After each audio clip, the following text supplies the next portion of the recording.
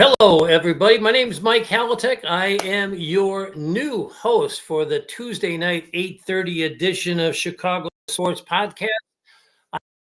Here soon by Ed and Brandon. Brandon, I believe, will be my regular co-host on Tuesday evenings. Hopefully, we'll make this show fun and impactful, and we're going to certainly enjoy bringing Bears news to everybody in the Chicago Sportscast Network. Again, my name is Mike Halatek. And the first thing we're going to talk about this evening is there is a rumor out there, and it was actually started on NFL Good Morning Football Show on NFL Network.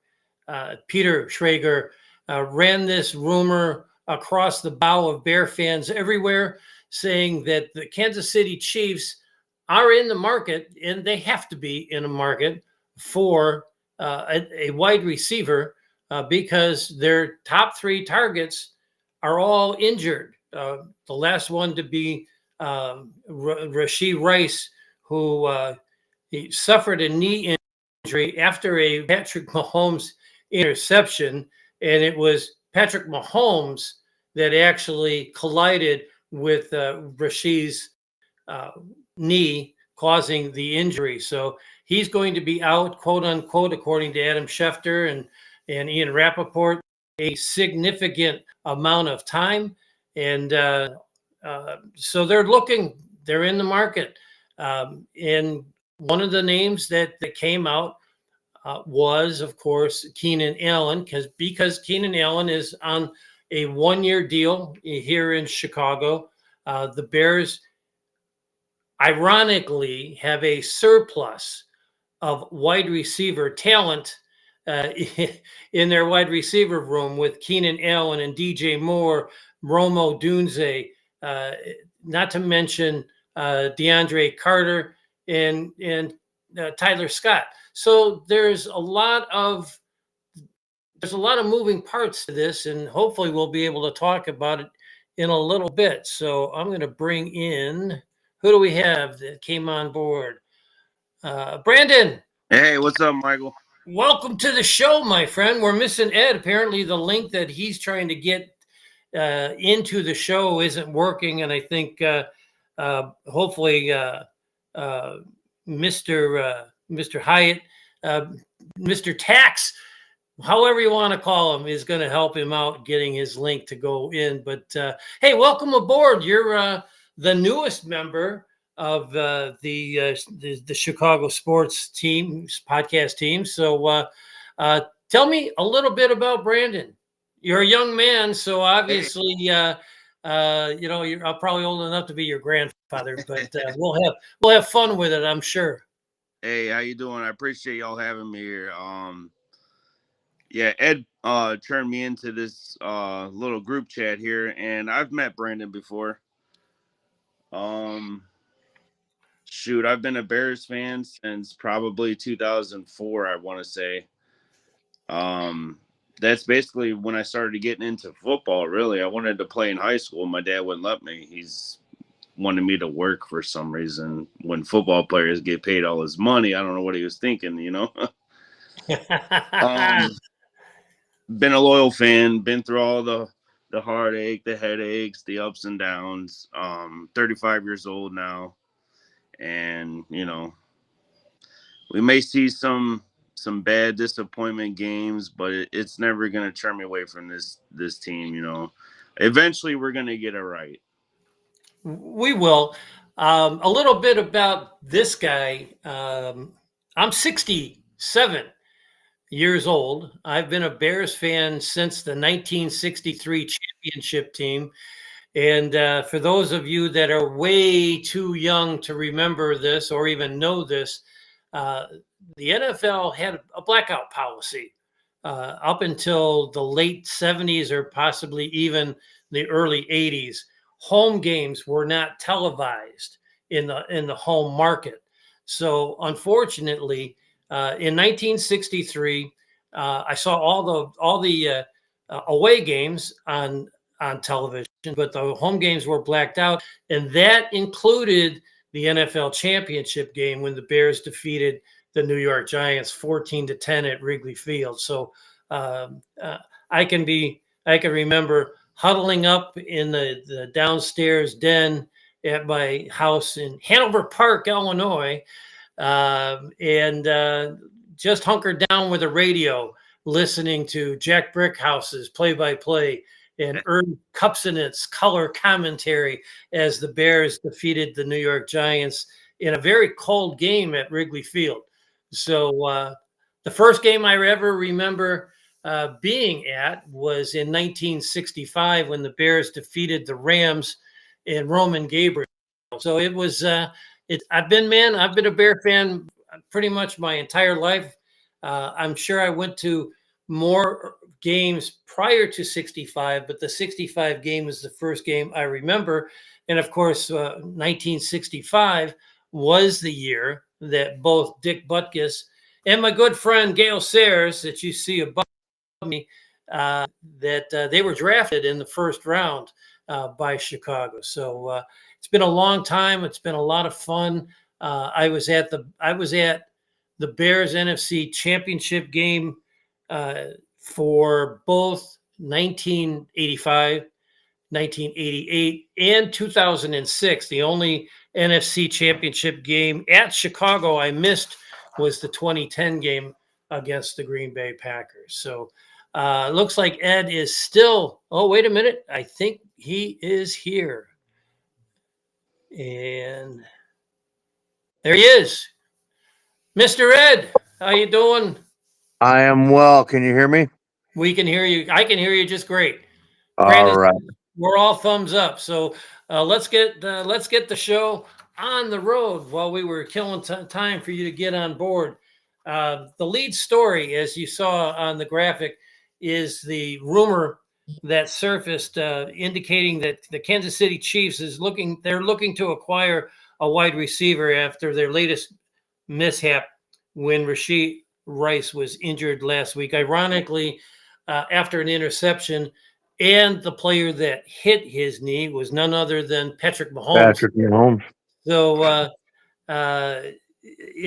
they're depleted. They've lost their top three wide receivers, and one possible target that was brought up by Peter Schrager from the NFL Network, and he's one of the hosts on Good Morning Football, brought up Keenan Allen as a possible target. So, Ed, the question I'm going to ask you is, would you trade Allen? And if so, who do you want in return?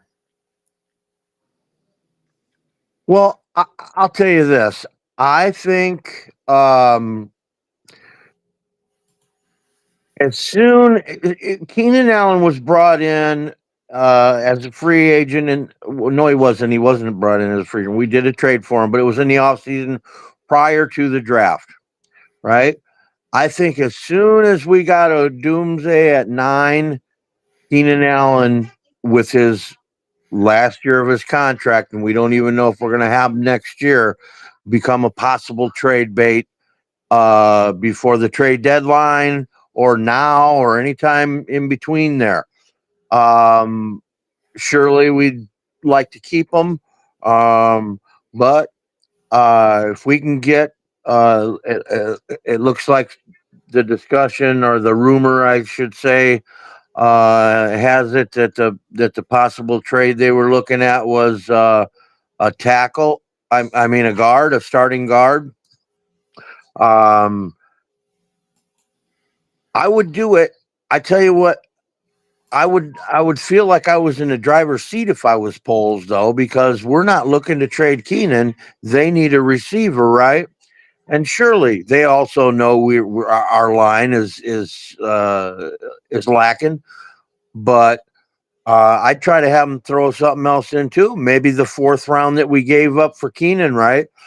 I'll trade you Keenan for the guard, and give me my 4th back, and you take all his money, so that I'm not getting bit with any of his money either. We should be in the driver's seat, wouldn't you think?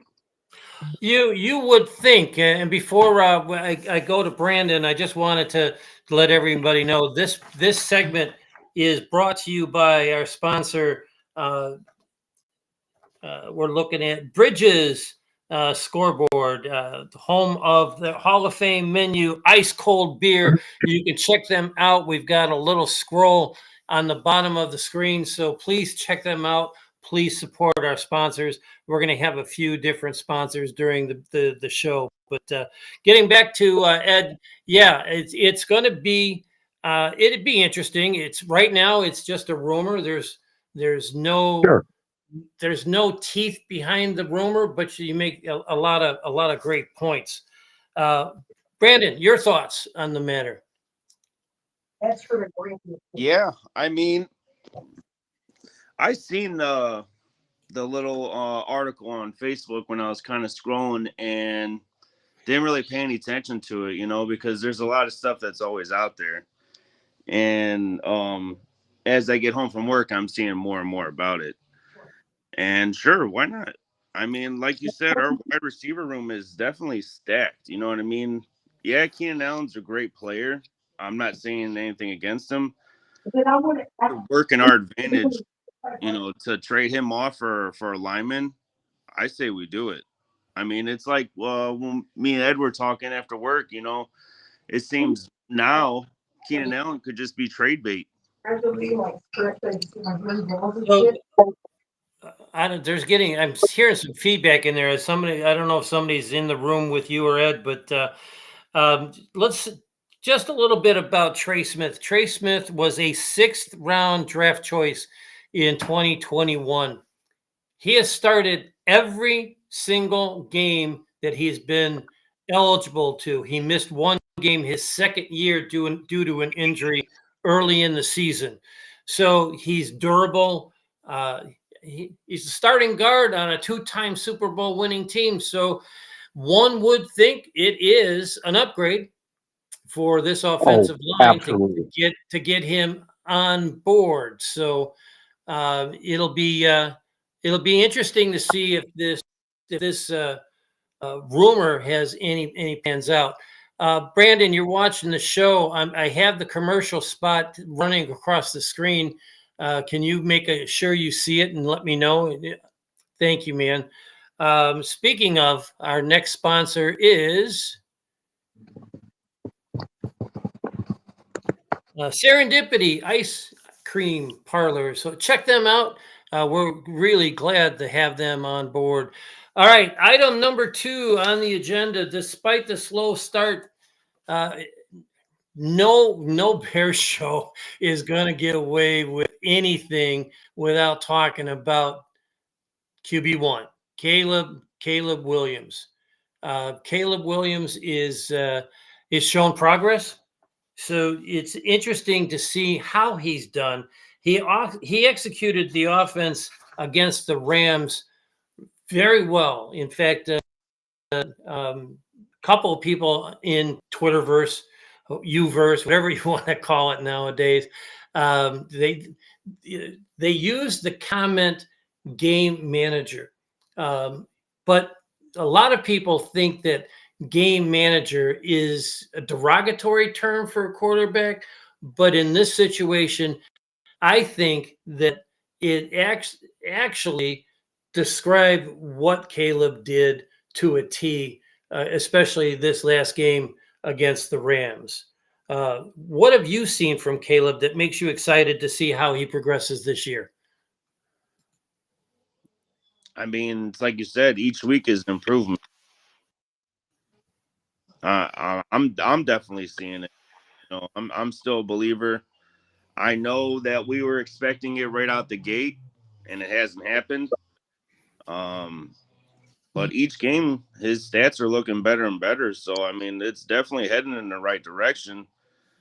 It would just be nice if we can just get on the same page right now. But if we can just keep going up rather than back, I think we'll be in good shape.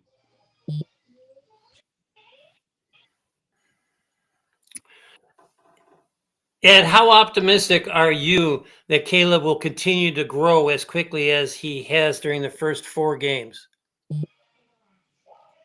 I'm right with Brandon. Michael, I do believe I've seen improvement. Surely, surely we'd like to see some things cleaned up. Um, but I think that the progression is there. Um, him and Brandon and I went to the game Sunday. We were talking about it beforehand, and I was telling him, man, I just, obviously I want to see a win, but you know what I really want to see is a game, a clean game, a game where we look good, not a just a mess out there. And of course, beginning of the game Sunday, we pretty much looked a mess, but we got it. We kind of got it together, and uh, we did what we needed to do to win. I would have really liked to seen the offense be able to close that game out. They had the opportunity to close it out. Couldn't continue that drive. So Torrey kicked it way within the 10 down there, allowed our defense to get aggressive on them, and the defense stopped them.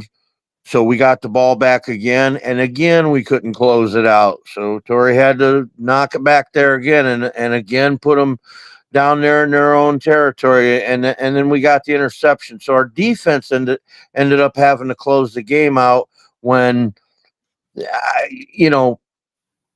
would have liked to see no. No, we lost him. We lost him. We lost. Oh, we lost. He's out of the feed as well. Oh, he's coming back. So Yeah, hey, it just keeps kicking it's me the- out, it's Michael. the- I don't know why. I don't know why either, but you know what, guys, this is the season premiere. There's going to be a few bugs. Brandon, thank you for being in the chat room. He's out there trying to guide me a little bit about our commercials. Unfortunately, I can't find the video packages for the commercials, so we're just going to have to go with the scroll until I can figure that out. So which it is what it is. So speaking of our sponsors, our next sponsor is Elite Icons Framing and Memorabilia over in Lombard. In fact, Brandon was there today. Speaking of, Keenan Allen was a guest. He was giving out autographs. There was pictures of balls and jerseys and pictures and all kinds of paraphernalia that he was autographing for the fans that were there. So a good time apparently was had by all. Brandon did a great job throwing out some pictures in our chat room. If you saw him, just a great I job did. by Brandon. And, the guy is busting his ass at work, and took the time out to go all the way out to Lombard to get that together with Keenan Allen. So hats off to Brandon, my friend. You did an absolutely amazing job. I think I speak for all of us when I say that. So here's my thoughts on Caleb. This is a problem that is now epidemic in this league with not just the rookies, but all veterans, all veterans. The lack of practice time that coaches have to work with players in the off season is absolutely ridiculous. Now, I grew up in an era where there were two-a-days in full pads, and they beat the piss out of each other in those practice sessions. I can remember bringing my son he was like what 8 months, 9 months old, to Platteville to watch the '85 Bears work out, and they beat the living shit out of each other in those practice sessions, and you basically can't even touch players in practice nowadays. And I think that was one of the biggest reasons why this offensive line was as ill prepared as they were the first weeks of the year. They've gotten a little bit better. They found some running packages and some blocking packages that worked against the Rams. And I think coming up against their next two games, which are winnable against Carolina, and then they have to go across the pond to London, I think that you're going to finally see a little bit of cohesiveness in this offensive line. Consequently, in this offense, and I think we'll see Caleb start to take some measurable leaps forward. He's actually on a pace for over 3,400 yards passing, despite only passing for less than 100 yards in his first game. He should have 5 touchdown passes instead of only 3, but he had 1 dropped in each of the first 2 games. The first one by Keenan Allen, and the second one, I believe, was DJ Moore dropped the touchdown pass in week 2 at Houston. So I have nothing but high expectations for Caleb Williams going forward. Yeah, who's next on our sponsor list? We got to try to get them all in. Our Facebook group, make sure you sign into it. That would be important. Please follow us wherever you can. This is a group that continues to grow. I just came on board last week. Brandon just came on board this week. We've got a lot of new fun and fantastic people that are going to be part of not only this podcast, but all the other shows that this network produces. So please give us a follow. I guarantee if you're a Chicago fan, you're going to get some great interviews on these podcasts. Guys, Steve McMichael's wife has been a frequent guest. Misty has been a frequent guest on these podcasts, and she's been she's been on. I also do another podcast of my own, and she's been a guest there. There's so many great people. Nick Rohde from Just Another Year has been a guest on the show. I guarantee you will always find something exciting every time you turn in to one of our podcasts. And then last but not least, Underdog. This is new to me because I haven't played fantasy football since 1997 until this year. The company I work for sponsors a fantasy football league for their employees. So I'm 3-1 on the year. I'm pretty pumped about that because I didn't expect to do anything. So with that, did we lose? It looks like we lost Ed for good, Brandon. Damn. The Bears, believe it or not, have the longest current home winning streak in the entire NFL. Were you aware of that? Yeah. Oh, yeah. So they have won their last 7 home games going back to last year. Their last loss at Soldier Field was against the Minnesota Vikings. And, of course, that was a game where what's his name? He used to wear number 1 that we're trying to forget about, Justin Fields. That's where he dislocated his thumb. I joke about that because even right now, Bears Twitter is still trying to throw out comparisons between Caleb and Justin. So it's unfortunate, but it is what it is. So my question to you, Brandon, is: do you think they can keep it up? Can they extend this winning streak to 9? They play Carolina this week, and they've gotten a little shot of adrenaline when they changed quarterbacks from Bryce Young to Andy Dalton. Little side note about Andy Dalton, and I bet you didn't know this. Since the last time Aaron Rodgers threw for 300 or more yards in a single game, Andy Dalton has done it not twice, not 3 times, but 4 times, and he's done it with 4 different teams. No, I didn't know that one. You're always going to get some history and some trivia from this podcast, so we're going to have a lot of fun with it. But the game in London a week from Sunday technically counts as a home game. So can the Bears extend their streak to 9? It's doable. I could definitely see it doable. You know, with Carolina, where Carolina is, but like you said, the atmosphere has kind of changed now that Andy Dalton's back there throwing the ball. You know, you can't ignore that. He is a veteran. He knows what to do. He knows what to look for. He knows what's going to be coming. So that's going to be a challenge. At the end of the day, though, I could see that being a win. And then, you know, Jacksonville isn't doing too great. But I looked at our record for London games, and it's not that great.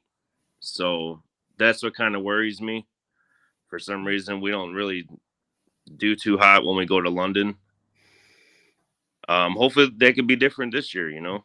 Hopefully Yep, I think it was Matt Forte had a great game against, I think it was Tampa in London, and I think that's the last time they won when they were overseas. The 2019 game when they played in London against the Raiders, that was the beginning of the Matt Nagy downfall, because they got beat up by the Raiders. They had a ridiculous penalty on special teams. I believe it was a roughing the kicker penalty that gave the Raiders a first down in that game. They ended up taking it down for a score, which gave them the lead that they unfortunately never relinquished. And that was the beginning of the slip for the Matt Nagy Chicago Bears. So you're right. They haven't done well, but they're not totally defeated. They have won a couple of times over there. And, you know, believe it or not, one of the first games ever played in London was the Bears after they won the Super Bowl. It was a preseason game. But believe that or not, they're playing at the Tottenham Hotspur Stadium. They played, that's where the London, the Raider game was played 5 years ago.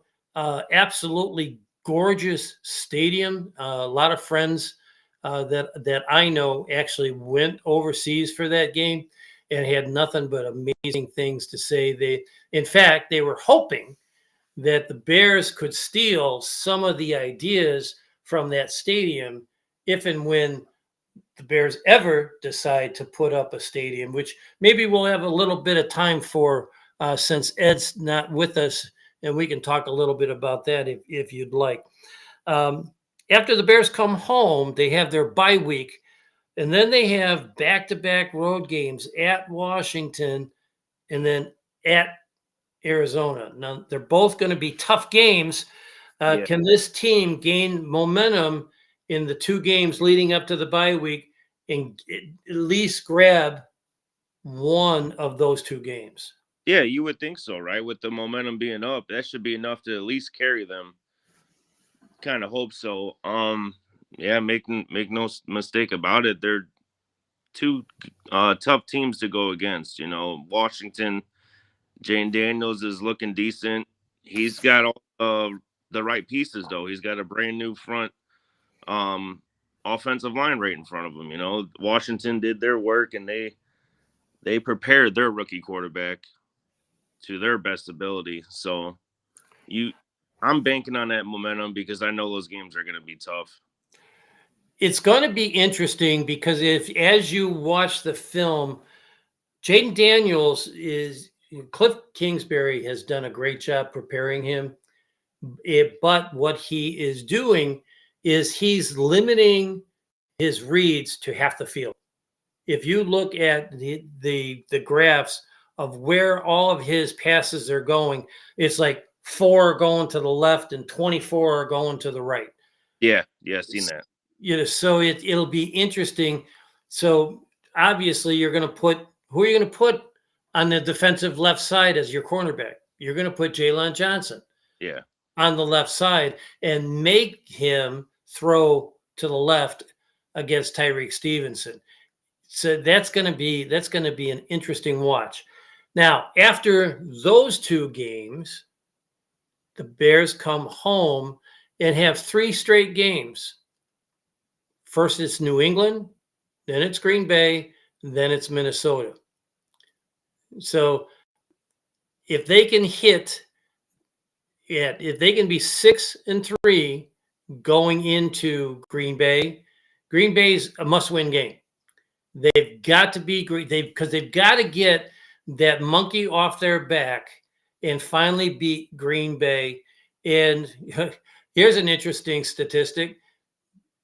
Jordan Love is 0-2 this year for the Green Bay Packers, while their backup quarterback is 2-0. Right. So, yeah, there's a big weight to bear on Jordan Love right now. He's got to break through, and unfortunately I don't have their schedule, so I don't know who they're playing this weekend. So it'll be fun to watch Green Bay hopefully lose again, because we need to get the momentum that Green Bay had from last year kind of out of the way, because they've turned out to be a team that you never know what you're going to get on any given Sunday. Mm-hmm. So it's going to be fun to watch. We've got a few minutes left before we have to hit the road, Brandon. So let's talk about the stadium issue. As we know, a couple of years ago, the Bears made an offer to buy the property. It's 326 acres in suburban Arlington Heights, where Arlington Park International Race Course used to be. And their grandiose plan was to put a dome stadium there and then build an entire entertainment district with hotels and a casino and restaurants in this 326 acre piece of land that they acquired. And then they ran into a little bit of a tax situation with the city of Arlington Heights and the Cook County corruption that is the tax assessor's office. And then they hired Kevin Warren, and Kevin Warren has made overtures to the new mayor of Chicago. He would never have gotten anywhere with Lori Lightfoot because she was an idiot. Yeah, I said it. She's an idiot. I think Ed finally made it back. All right.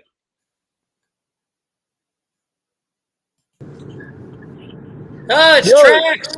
What's up, fellas? I'm on the road. Hey, glad to have you. Glad to have you, man. We're having a lot of fun with our premiere show. You guys are doing great. You're kicking ass and taking names. well, thank you, my friend. Hey, while I got you on here, I know you probably can't stay on long because you're in the car. Yeah. But let me ask you, can the Bears be 6-3 before they head into their big game in Week 11 against the Green Bay Packers? Well, I can tell you one thing for certain. One man that didn't look like he was wobbling and also had a good wheel on him. It did not look like that heel was bothering him, was Keenan Allen. He had good vibes. He was drinking his Starbucks coffee, his latte, and he was in good spirits, and everybody was telling him to have a great season and lots of good love in there, man. It was a great event. So I'm looking forward to Keenan Allen catching some balls from Caleb, and I think that California connection is definitely going to pay off, brothers. So yeah, I think we could definitely go. What'd you say, 6-2, 6-3? Well, they're 2-2 now. They have an Yeah. excellent shot of being 4-2 with their games upcoming against Carolina and Jacksonville. Then Yes. then they need to split. They need to split.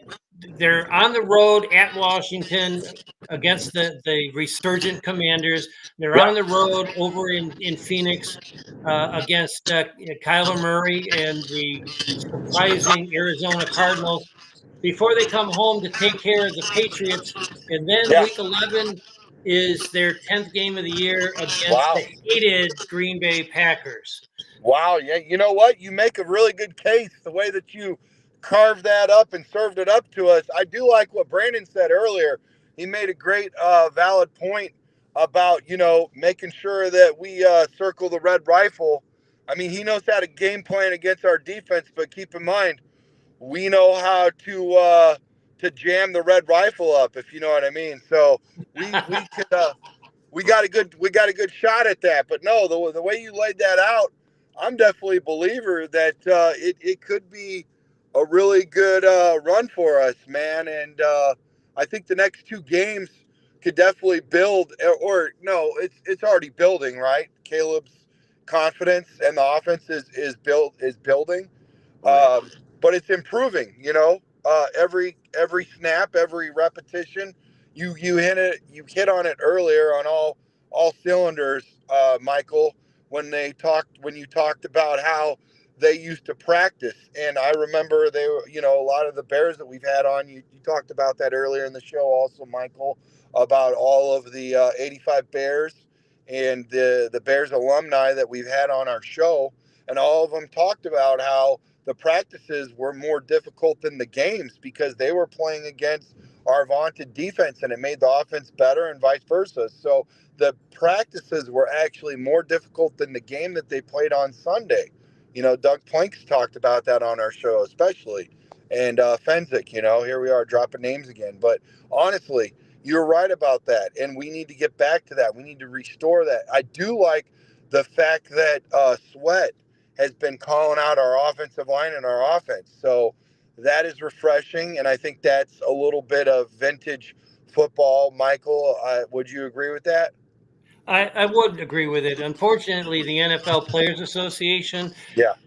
will not allow for all of the contact that used to happen before this last bargaining agreement. Yeah. And it's like hands on. And the worst part, aside from the hitting, is the coaches can't coach the players in the off season until they get to camp. They can't meet with them. The players are open to come to the facilities to work Yeah. out, but they can't be coached up by the coaches. It's forbidden, and it's absolutely a crock. If you ask me. Wait. Michael, let me pause for the cause. What are you talking about? Can't be coached up. Explain that to me. Coaches can't. They can't coach the players during the off season. They can only do it once spring camp begins. Okay, I understand what you're saying. So at that point, it would have to be on the players to get together and make something happen, right? Is that what you're saying? The players can do their own thing with other players, absolutely. So when Justin Fields brought all the receivers down to Georgia or Florida or wherever it was a couple of years ago and last year. Caleb will do the same thing with the receivers this offseason, but the coaches can't be involved. You're absolutely right. Got you, brother. Okay. So that's good news. But hey, anything that happens outside of that, when Caleb gets together with the with the receivers, whatever, right, Brandon? Hey, Brandon, I got a question for you. Did you and or Ed or separately do any of the training camp? No, we did not. Damn it. Well, we're gonna have to fix that this year. We're gonna have to get next year. We're gonna have to get a group together and meet up there and do some of that. I think that'll be fun. Yeah. Count me in. Okay, yeah, we'll get Michael in there, man. Michael could show us the old halls and all that stuff, man. I'm sure he's got some good stories, bro. Grab your popcorn. Man, get your popcorn ready. You know what? We'll be talking about a lot of history on this podcast on Tuesdays. Bears history is my forte. I'll leave you with this. I What love it, is brother. I love it. what That's is why you're going to be a smash on our show, and we need that history mixed with, the youth that Brandon has there in his smoking robe over there. what is the most lopsided Bears victory in the history of their franchise in the regular season? Wow, that's a good question. I'm sure you got the answer to it. Brandon, you want to take a stab at it? I'm going to have to sit this one out. What was I, the again? I'm sorry. I was at the game, by the way. I was worried about the ropes. What was the question again? What is the most lopsided? What is the most lopsided Bears victory in the regular season in the history of their franchise? And I was at the game. I'm just gonna take a guess, and I'm gonna say 2013. Most lopsided game? I don't know. They beat Dallas 44-0 in 1985 during the regular season. I want to The say most- I'd like to take a stab and say I think Walter was on the field. That's all I got for you. Okay, Walter was the running back. Vince Evans was the quarterback. Oh, the one that used to play for the Raiders too? Yep. He was actually Okay. drafted by the Bears. He went to the Raiders after his tenure with the Bears. Vince Evans actually had a perfect passer rating of 157.3 during this game. Wow. Damn.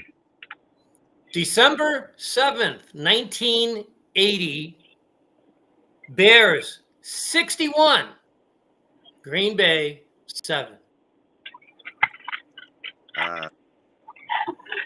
1961? 1980. Oh, December 7th, 1980. Bears beat the Packers 61-7.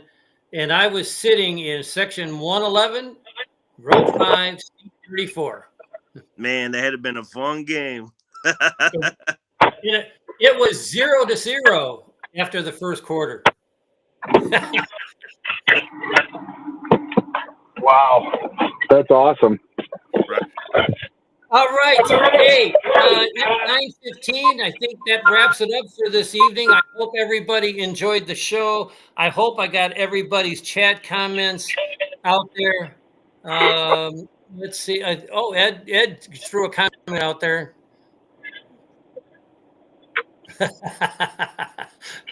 Brandon is ready for the morning after the show. All right. Brandon, thanks for joining. Brandon, thanks for getting on while you're on the road, coming back from your gig with Keenan Allen.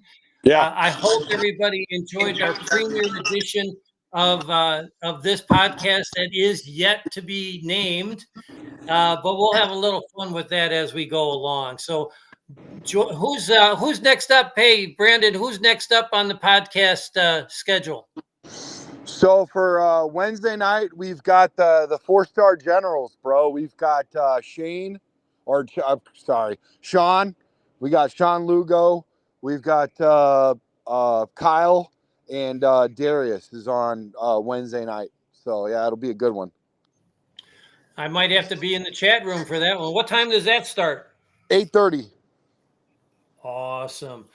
I like that 8:30 time slot. I think it's going to work really well. Brandon, thank you for being the I don't know if it's guest host or co-host, if we'll make it a regular gig or not, but it's been a blast getting to know you, and I hope likewise is in.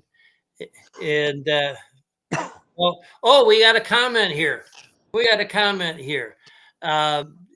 And Cliff, you're half right, you're half wrong.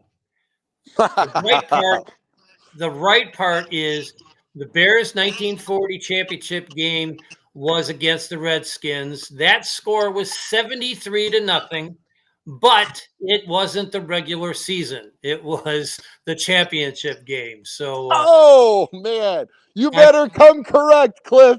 You better not come and step into the ring with Michael. He will let you know about it. come on, come at me, all you guys want. I will have a good time with it. I promise you.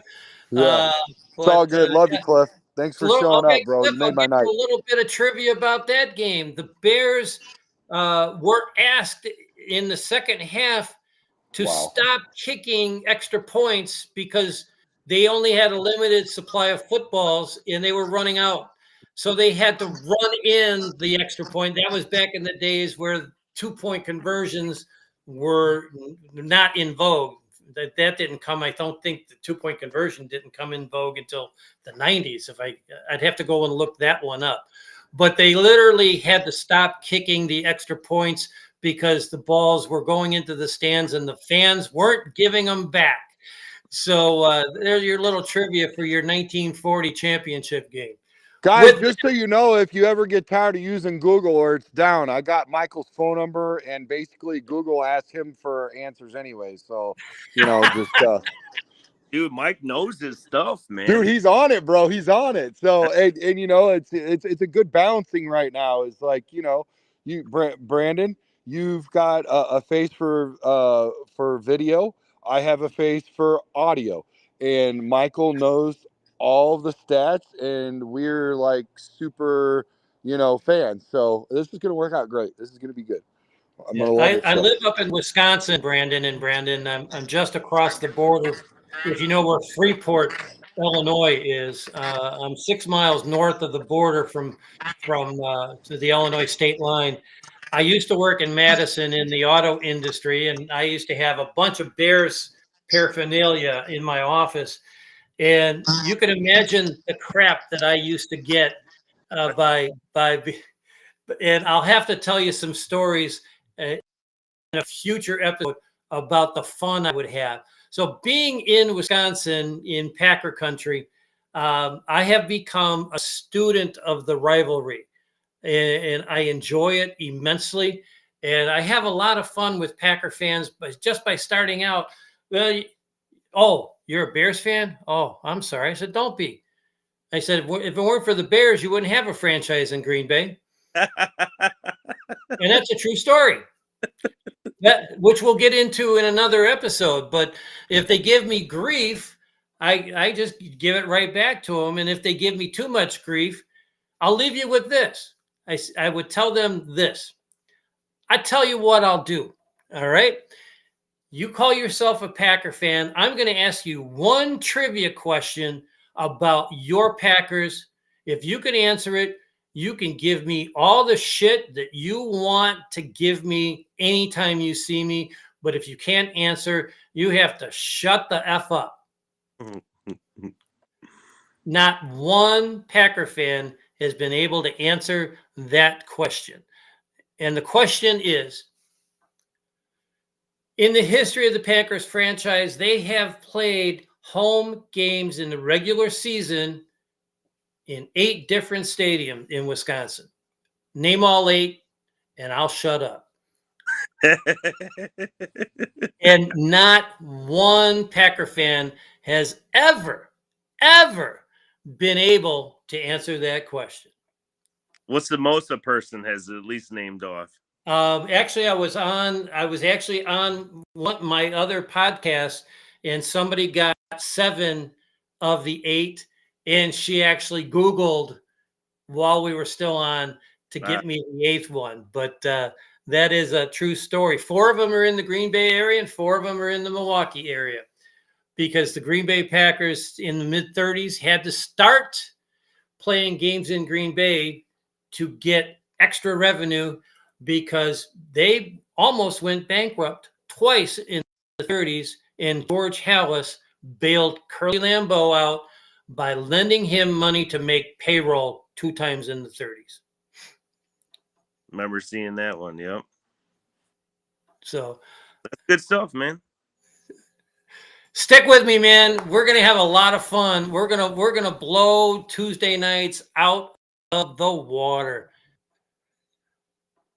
Oh yeah. All right. That's it for tonight. I hope you guys had a great time. I hope everybody in the chat room had a great time. Please come back next Tuesday at 8:30. We will, of course, be talking about the Bears' victory against the Carolina Panthers and their trip to London, and any other breaking news that comes across our bow. We'll make sure to get it to you right away. So with that, have a good night, everybody. And bear down. Hey, I guess we got to do the Caleb Claw, right? What a great way to end it. Good night, everybody. Bear down.